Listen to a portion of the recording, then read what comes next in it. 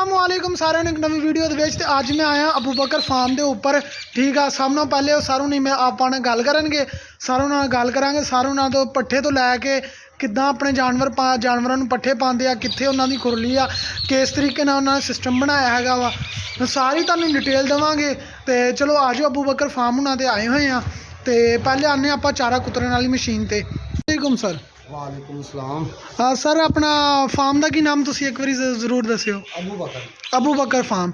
Sir अपना तुसी चारे कुतरदे ही इहदे उपर बिजली का सिस्टम क्यों नहीं कीता? ये बिजली का सिस्टम नहीं हैगा, ये प्लेटां दा सिस्टम हैगा, इस वजह ठीक हो गया। वो सारे सामने सोलर प्लेटां लाइयां। हाँ जी, इस वजह तो ट्रस्ट ते जेड़ा ठीक हो इंतजाम कीता है। ते सर ये किन्ना को तेल लैंदा एक, मतलब एक घंटे दा तेल किन्ना खा लेंदा 240 ट्रैक्टर?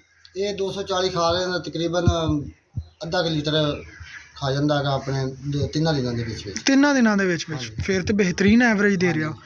ਤੇ ਸਰ ਚਾਰੇ ਦੇ ਵਿੱਚ ਕੀ ਇਸਤੇਮਾਲ ਕਰਦੇ ਜਾਨਵਰਾਂ ਵਾਸਤੇ? ਕਮਾਨ ਤੇ ਦੂਸਰਾ ਬਰਸੀਨ। ਠੀਕ ਹੋ ਗਿਆ, ਓਕੇ ਹੋ ਗਿਆ ਸਰ। ਆ ਜਿਹੜਾ ਸਿਸਟਮ ਮੈਨੂੰ ਜਿਹੜਾ ਇਹਨਾਂ ਦਾ ਬੜਾ ਪਸੰਦ ਆਇਆ, ਕਿਉਂਕਿ ਇੱਧਰ ਦੋਨਾਂ ਸਾਈਡਾਂ ਤੇ ਖੁਰਲੀਆਂ ਵਾ, ਇੱਧਰ ਵੀ ਜਾਨਵਰ ਰੱਖੇ, ਇੱਧਰ ਵੀ ਜਾਨਵਰ ਰੱਖੇ। ਇੱਧਰ ਜਾਨਵਰਾਂ ਵਾਸਤੇ ਤੁਸੀਂ ਵਿੱਚ ਮਸ਼ੀਨਾਂ ਦੇ ਤੌਰ ਤੇ ਵੀ ਪਾ ਸਕਦੇ ਜੀ, ਤੇ ਆਮ ਬੰਦੇ ਵੀ ਪਾ ਸਕਦੇ। ਤੁਸੀਂ ਤੇ ਵੈਸੇ ਹੀ ਪਾਉਂਦੇ ਜੀ ਫਿਲਹਾਲ, ਮਸ਼ੀਨਾਂ ਨਹੀਂ ਰੱਖੀਆਂ ਹੈਗੀਆਂ। ਹਜੇ ਸਾਦਾ ਫਾਰਮ ਤਿਆਰ ਕੀਤਾ, ਉੱਪਰੋਂ ਕਮਾਲ ਦੀ ਕੰਕਰੀਟ ਦੀ ਛੱਤ ਪਾਈ ਹੋਈ ਇਹਨਾਂ ਨੇ ਫਾਰਮ ਤੇ। ਬੜਾ ਪਿਆਰਾ ਸਿਸਟਮ ਕੀਤਾ ਹੈਗਾ ਵਾ।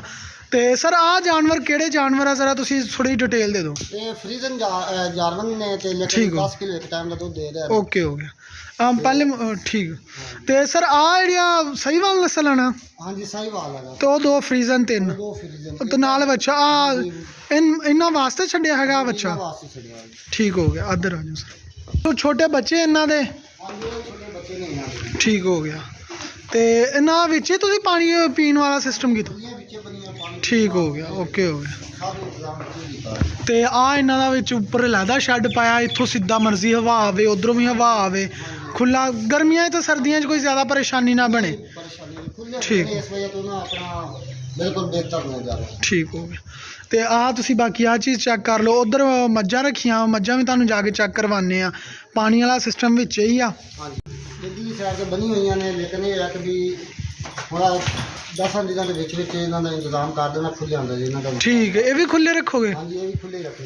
ਇਹ ਬੰਨ ਕੇ ਫਿਰ ਪਰੇਸ਼ਾਨੀ ਵੀ ਜ਼ਿਆਦਾ ਹੋ ਜਾਂਦੀ ਇਹਨਾਂ ਜਾਨਵਰਾਂ ਦਾ। ਠੀਕ, ਪਾਣੀ ਇਧਰ ਦਾ ਇੰਤਜ਼ਾਮ ਕੀਤਾ ਹੈ। ਜਦੋਂ ਖੁੱਲੇ ਹੋ ਗਏ ਫਿਰ ਉਸ ਤੋਂ ਬਾਅਦ ਆਪਣਾ ਠੀਕ ਹੋ ਗਿਆ। ਆਪਣਾ ਪੀਣਗੇ ਤੇ ਆਪਣਾ ਦੁੱਧ ਦੀ ਐਵਰੇਜ ਕੀ ਜਾ ਰਹੀ ਹੈ, ਮਤਲਬ ਕਿੰਨਾ ਐਵਰੇਜ ਦੇ ਰਹੇ ਦੁੱਧ? ਇਹ ਦੁੱਧ ਦੇ ਰਿਹਾ ਨਹੀਂ ਜੀ ਜਨਾਬ ਜੀ, ਇਹਨਾਂ ਦਾ ਹੋ ਜਾਂਦਾ ਤਕਰੀਬਨ 10 ਤੋਂ 15 ਤੱਕ, ਜਿਹੜਾ ਨਾ 2 ਮੱਝਾਂ ਦਾ ਹੋ ਜਾਂਦਾ ਜੀ। 2 ਮੱਝਾਂ ਦਾ, ਠੀਕ ਆ, ਬਿਹਤਰੀਨ ਐਵਰੇਜ ਦੇ ਰਹੇ ਇੱਕ ਟਾਈਮ ਦਾ ਜੀ। ਓਕੇ। ਇਹਨਾਂ ਨੂੰ ਕੋਈ ਚਾਰੇ ਤੋਂ ਇਲਾਵਾ ਕੋਈ ਸਪੈਸ਼ਲ ਚੀਜ਼ ਡਾਲਦੇ ਹੋ ਤੁਸੀਂ? ਹਾਂਜੀ, ਵੰਡਾ ਪਾਈਦਾ। ਵੰਡਾ ਤੇ ਕਾਹਦਾ ਵੰਡਾ? ਕਿਸ ਖਾਲ ਦਾ? ਬਰਨੋਲੇ ਦਾ। ਠੀਕ ਹੋ ਗਿਆ। ਤੇ ਵੰਡਾ ਕਿਹੜੇ ਕੰਪਨੀ ਦਾ ਯੂਜ਼ ਕਰਨ ਦੇ? ਇਹ ਆਪਣੇ ਇਹ ਭਾਈ ਬਕਰ ਨੂੰ ਪਤਾ ਹੈ ਕਿਹੜਾ। ਠੀਕ ਹੋ ਗਿਆ। ਅਬੂ ਇੱਧਰ ਵੀ ਜਾਨਵਰ ਅਗਰ ਬਣਾਉਣਾ ਚਾਹਣ ਸ਼ੈੱਡ ਤੇ ਬਣਾ ਲੈਣਗੇ। ਫਿਲਹਾਲ ਤੇ ਇਹਨਾਂ ਨੇ ਇੱਧਰ ਨਹੀਂ ਬਣਾਇਆ ਹੈਗਾ, ਮੋਟਾ ਰਿਵਿਊ ਹੋ ਗਿਆ। ਉਹ ਸਾਹਮਣੇ ਸੋਲਰ ਪਲੇਟਾਂ ਲਗਾਈਆਂ ਇਹਨਾਂ ਨੇ, ਤੇ ਆਹ ਪਰਿੰਦੇ ਵਗੈਰਾ ਰੱਖੇ ਆ। ਚਲੋ ਓਕੇ ਹੋ ਗਿਆ।